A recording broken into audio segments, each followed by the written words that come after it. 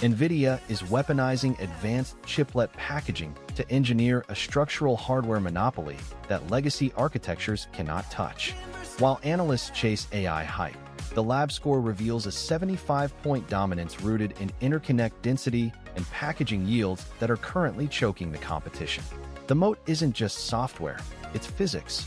We are diving straight into the advanced packaging architecture fueling this morning's 1.8% climb in NVIDIA.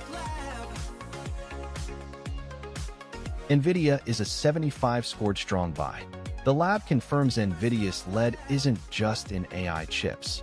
It's in advanced packaging, where CoWoS capacity lets them integrate 128 HBM4 stacks at 92% yield, a 40% cost edge over rivals.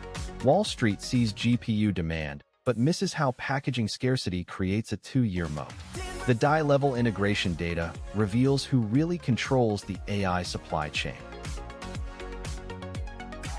NVIDIA's dominance is currently anchored by the Blackwell B200's 1.8 terabytes per second of HBM3E bandwidth. That is the high-bandwidth memory speed required to prevent the processor from starving for data during massive AI workloads. While Wall Street obsesses over GPU shipments, the lab tracks the reticle limit. The maximum physical size a chip can be printed on a silicon wafer. The B200 is not a single chip. It is 2 massive dies, each roughly 800 square millimeters, fused together via a high-speed interconnect. This design pushes the absolute boundaries of CoWoS, chip-on-wafer-on-substrate, the advanced packaging technology that allows NVIDIA to stack memory and logic in 3 dimensions. AMD's MI325X attempts to compete with higher raw memory capacity, but NVIDIA's advantage lies in the NVLink switch system, which allows 576 GPUs to talk to each other as a single unified engine. The engineering reality is that NVIDIA is no longer just selling chips. They are selling a data center-scale thermal and power solution. The B200 draws up to 1,200 watts TDP, thermal design power. The maximum heat a component is designed to dissipate, which forces customers into expensive liquid cooling infrastructure. This creates a massive moat because switching to a competitor like AMD requires a complete redesign of the physical facility, not just a software update. At a $5.1 trillion market cap, the market is pricing in this structural lock-in. Today's 1.77% move to $211.50 reflects the market realizing that while competitors struggle with yield rates, the percentage of functional chips per wafer, NVIDIA has already secured the lion's share of TSMC's 3nm capacity. Physics, not just software, is keeping NVIDIA in the lead.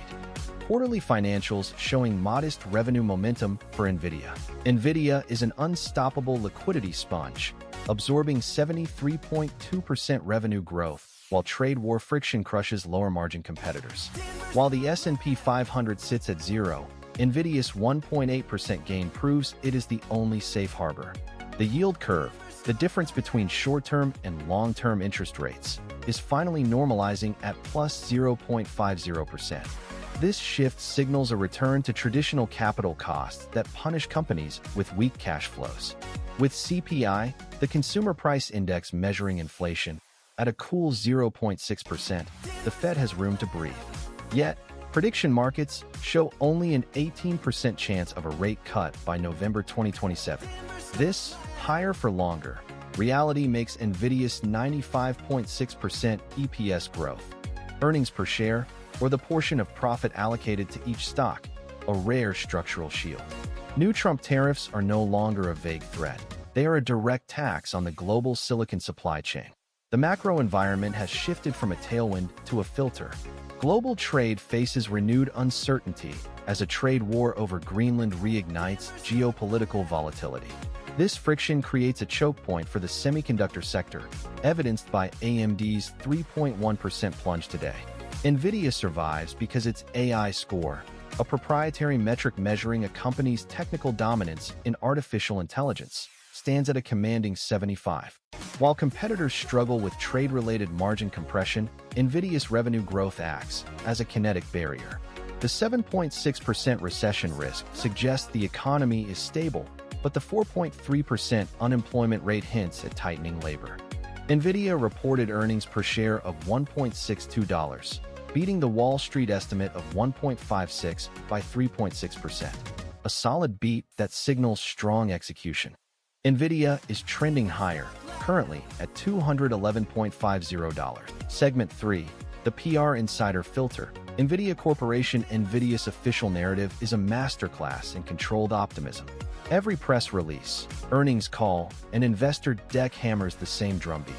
AI demand is insatiable, Blackwell is revolutionary, and the company is printing money at scale. They'll show you the hockey stick revenue chart, the 80% gross margins, the 66 by ratings from analysts, all designed to make you feel like you're late to the party if you're not all in. But let's talk about the signals management isn't highlighting. Insiders have net sold 911,732 shares in the last 90 days. That's not a typo. Executives don't liquidate this aggressively when they believe the stock is headed to the moon. Historically, this pattern precedes either a product transition or a demand air pocket. And while NVIDIA's last EPS beat was a solid plus 3.6%, the real story is in the trend. R&D spend surged 43.2% YOY, now eating 8.6% of revenue. That's not efficiency, that's desperation. When a company burns R&D cash at 5 times the rate of revenue growth, it's signaling one of two things. Either they're racing to out-innovate a competitor, hello, AMD, or they're papering over a looming architectural ceiling. Here's the PR sleight of hand. NVIDIA's earnings call included a bizarrely defensive legal disclaimer. Securities and Exchange Commission made by the company, whether made before or after the date hereof, regardless of any general incorporation language in such filing. That's not standard boilerplate. That's a company bracing for regulatory scrutiny. What aren't they saying? The momentum breakdown for NVIDIA. RSI sits at 58, pointing to bullish momentum, with buyers in control. MACD is currently bearish, with downward histogram pressure. NVIDIA is cornering the market through advanced packaging like chiplet design, a method of connecting multiple smaller dies into one massive processor. This architecture in the GH100 maximizes compute density using EUV, extreme ultraviolet lithography, which etches microscopic circuits with short wavelength light. This technical lead justifies the forward PE of 18.8x as cloud demand scales. But here is what breaks the bull thesis. Execution is hitting a geopolitical wall. Export controls on A100 chips to China create a massive revenue hole. Domestic Chips Act subsidies cannot immediately fill this gap. Furthermore, the MACD, moving average convergence divergence, a trend.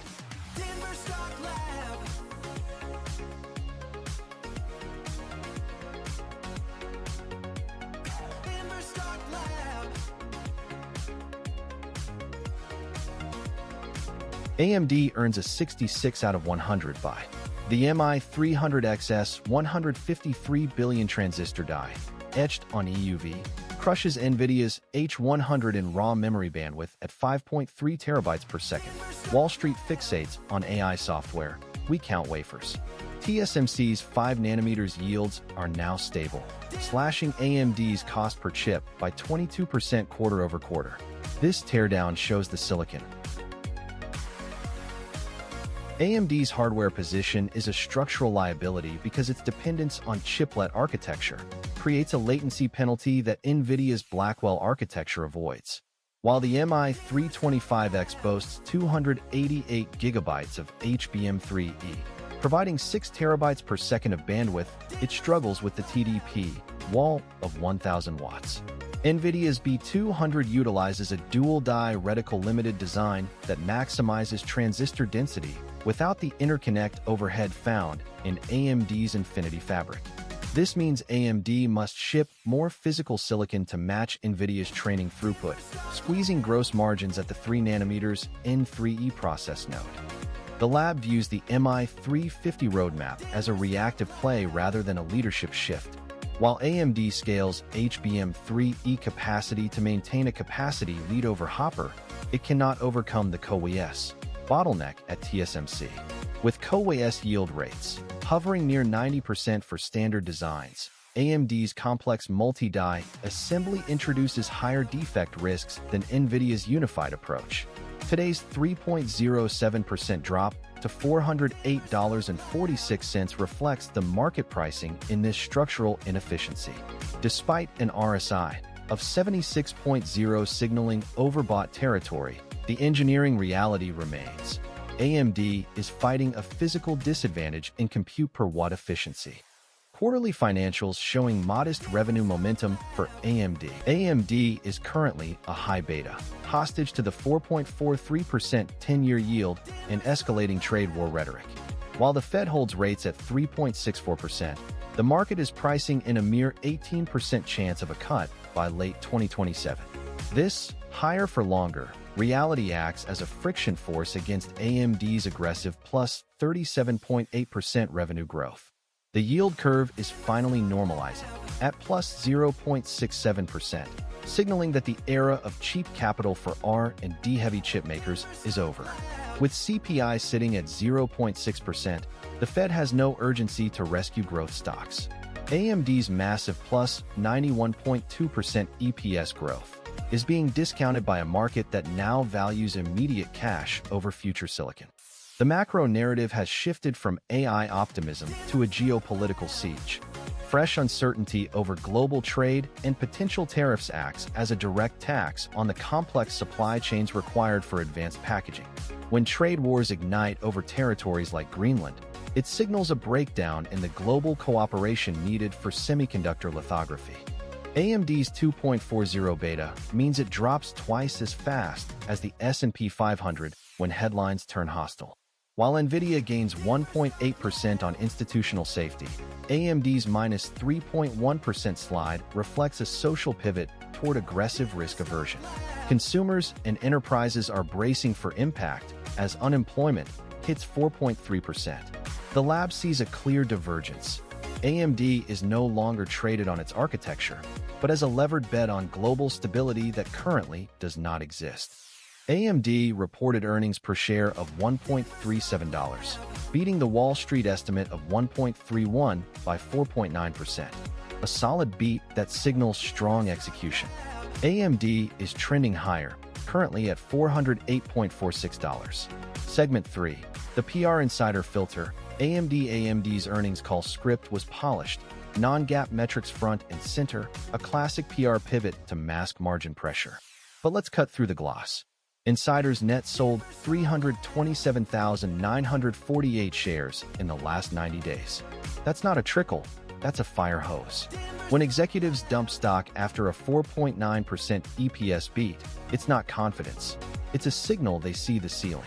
Historically, this pattern precedes a revenue deceleration or a node transition stumble. Wall Street cheers the beat. The lab sees a liquidity exit. That EPS beat? A one-time sugar rush. R&D spend surged 25.3% YOY, faster than revenue growth. That's not efficiency, that's desperation. AMD is burning cash to chase NVIDIA's Blackwell lead, but R&D as 23.4% of revenue is a red flag. Either the pipeline is weak or the returns are shrinking. Management's language, AI demand, is a smokescreen.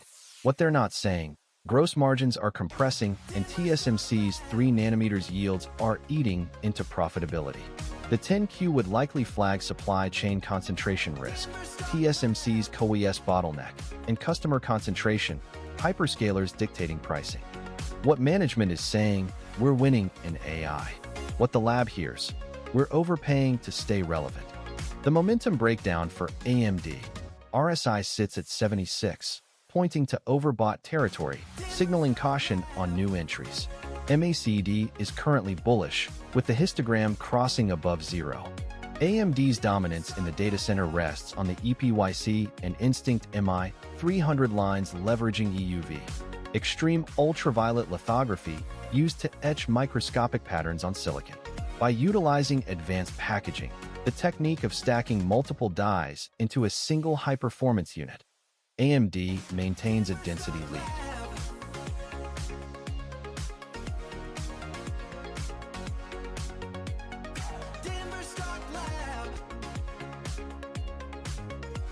NVIDIA's Blackwell ramp is the only signal that matters right now. Wall Street's still pricing in linear growth. We're seeing exponential wafer starts. Here's the debate. Is AMD's MI325X a real threat to NVDA's lead, or just vaporware until 2025? Drop your take below. No hedging. This isn't financial advice. We break down the hardware. You make the call. Markets move fast. Past performance doesn't predict the future, and you should always do your own research before pulling the trigger. The lab's out. See you in the next breakdown.